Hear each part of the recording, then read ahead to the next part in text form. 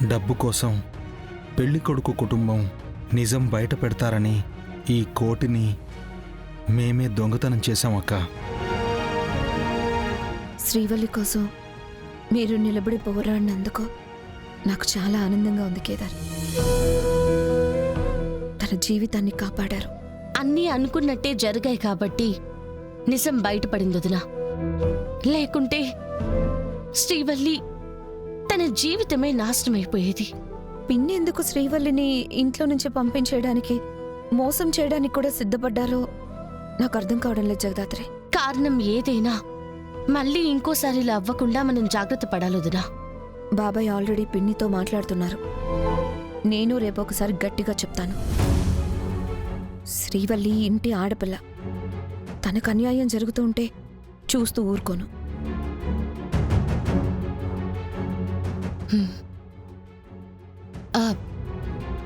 రాజు గురించి డాక్టర్స్ ఏమైనా చెప్పారు వదినా? 2 రోజుల్లో డిశ్చార్జ్ చేస్తామని చెప్పారు. అక్క, ఫంక్షన్లో మీనన్ నాన్నని చంపబోయాడని దాత్రి చెప్పింది నిజమేనా? అవును కేదార్, నేను చూసినప్పుడు మీనన్ బాబాయ్కి గన్ గురిపెట్టున్నాడు. నేను వదినా బయటికి వెళ్ళి మొత్తం చూశాం. కానీ ఎక్కడ ఎవరూ కనిపించలేదు. మనిషి రావడమైతే నిజం.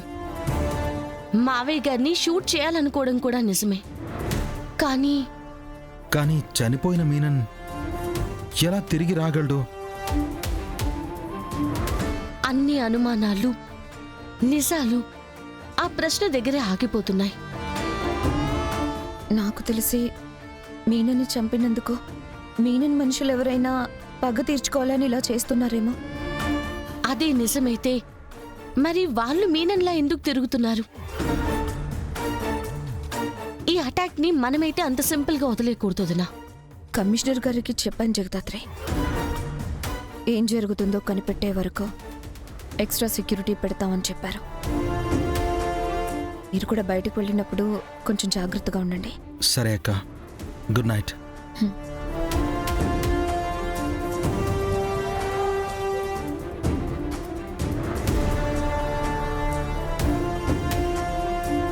నాకు భయంగా ఉంది దాత్రి. ఇవాళ అదృష్టం బాగుండి బయటపడ్డారు. లేదంటే ఏం జరిగి ఉండేదో తలుచుకుంటేనే భయంగా ఉంది. మనకు తెలియకుండా ఏదో జరుగుతుంది కేదార్. ఒక్కసారి మీనన్ కనపడితే మన ఊహ అనుకోవచ్చు. కానీ ప్రతిసారి అలా అనుకోవడం మన మూర్ఖత్వం అవుతుంది. మీనన్ మనుషులు ఎవరైనా ఇదంతా చేస్తున్నారంటావా? తెలీదు కేదార్. రమ్యకి కాల్ చేసి మీనన్ గ్యాంగ్ లో అందరినీ మానిటర్ చేయమని చెప్పు. అలాగే మన ఇన్ఫార్మర్స్ అందరికీ టచ్ లోకి వెళ్ళమని, ఈ అటాక్ గురించి ఇంకేమైనా ఇన్ఫర్మేషన్ తెలిసేమో కనుక్కోమని చెప్పు. ఇదంతా చేస్తుంది మీనన్ మనుషులే అయితే మనకి ఇన్ఫర్మేషన్ ఖచ్చితంగా దొరుకుతుంది.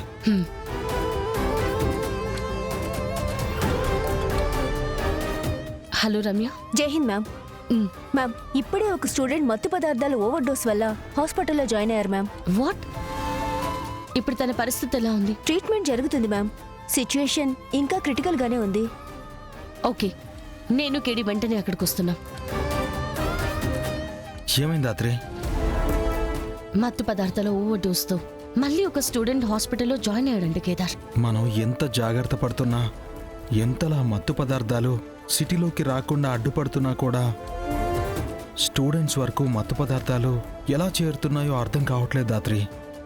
డీలర్ని పట్టుకోవడం వల్ల యూజ్ లేదు కేదార్. మొత్తం నెట్వర్క్స్ ని క్లోజ్ చేయాలి. వెంటనే ఆ రమేష్ని ఇంట్రోగేట్ చేయాల్సిందే దాత్రి. పద వెళ్దాం.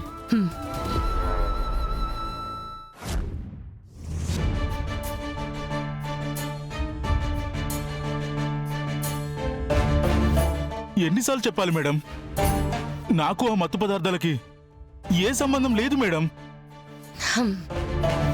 నేను క్వశ్చన్ అడగక ముందే ఆన్సర్ చెప్పేస్తున్నా. ఇంకా ఇంట్రోగేషన్ స్టార్ట్ అవ్వలేదు, అప్పుడే భయపడిపోతే ఎలా రమేష్? ఇది నువ్వు మత్తు పదార్థాలు తీసుకున్నావని ఇచ్చిన బ్లడ్ రిపోర్ట్. ఏకివా అరెస్ట్ టైంలో నీ దగ్గర మత్తు పదార్థాల గురించున్న details.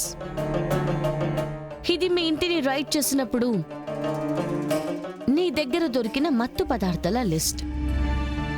According to NDPS act 1985 section 20 position of cannabis. చెట్ల నుంచి తయారు చేయబడిన మత్తు పదార్థం స్వాధీనం చేసుకోవడం. Section 21 position of manufacturing drugs. తయారు చేసిన మత్తు పదార్థాలు.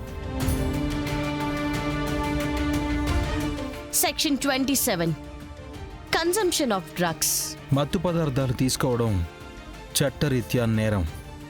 నువ్వు చేసిన నేరాలకు మన దగ్గర ఉన్న సాక్ష్యాలకి ఒక్కో నేరానికి అటు ఇటుగా 6 ఏళ్ళు శిక్ష వేసిన టోటల్గా 18 ఏళ్ళు శిక్ష పడుతుంది. సో మిస్టర్, మత్తు పదార్థాల గురించి ఏ మాత్రం సంబంధం లేని ఈ రమేష్ ఇప్పుడు నువ్వు కోఆపరేట్ చేయడం మాకంటే నీకే ఎక్కువ ఇంపార్టెంట్. ఆ మత్తు పదార్థాలు నీకెక్కడి నుంచి వస్తున్నాయి? నీ పైనున్నది ఎవరు? చెప్తే నీకు శిక్ష తగ్గించడంలో మేము హెల్ప్ చేస్తాం. నాకేం తెలీదు సార్. వాళ్ళెవరో ఎక్కడుంటారో నాకేం తెలీదు మేడం. ఫోన్ నెంబర్ ఉందా? లేదు సార్. సరే, వాళ్ళెవరో మేం కనుక్కుంటాం. నువ్వు వెళ్ళి నీ మిగిలిన లైఫ్ ని హ్యాపీగా జైల్లో గడిపే. Okay madam madam madam madam please madam ఆగండి మేడం. మేడం ప్లీజ్ మేడం ఆగండి మేడం. ఆగండి మేడం ప్లీజ్ మేడం. వాళ్ళెవరో తెలీదు, ఎలా ఉంటారో తెలీదు, పోనీ ఎక్కడుంటారో కూడా తెలీదు, కనీసం నెంబర్ కూడా లేదు. ఇంకా నీతోటి మేమెందుకు మాట్లాడాలి రమేష్? వాళ్ళతో ఎలా మాట్లాడాను నేను చెప్తాను మేడం. నేను చెప్తాను మేడం.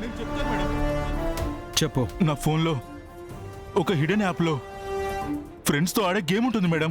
అందులోకి వెళ్ళి ఆల్ఫా 987 అనే పర్సన్కి నీడ్ వెయిట్ అని మెసేజ్ చేయాలి మేడం.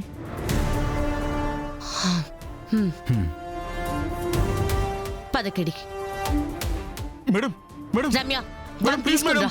మేడం మేడం నన్ను వదలండి madam please madam.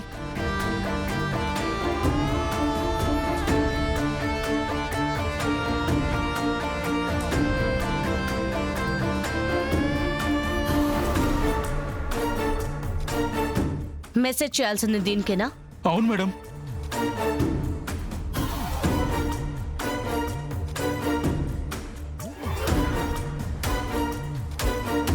One KG అని పెట్టు.